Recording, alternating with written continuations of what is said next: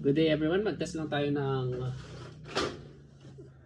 unit ni Sir D from Davao City, pangalawang unit na to. So gagamit pa rin tayo ng TTI magazine, yung So bali dalawa kasing TTI magazine yung binili ni Sir, so 5 rounds.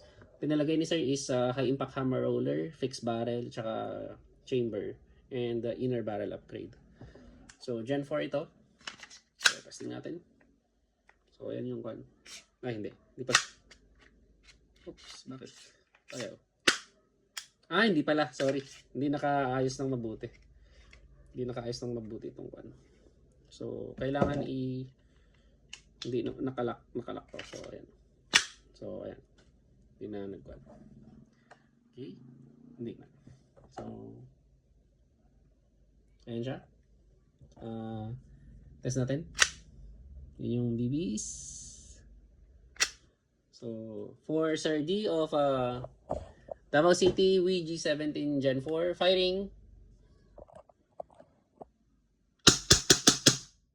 Okay. Thank you very much.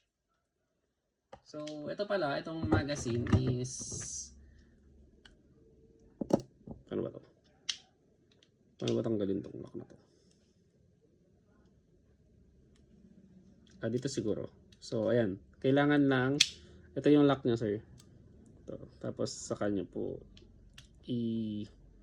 pwede niyo po siyang i-push dito. Pag, pull niyo lang, tapos pupush niyo, matatanggal to. So, kapag ilalock niyo na, is nandito. Andito siya, andito yung lock niya. So, ayan. Thank you very much, sir.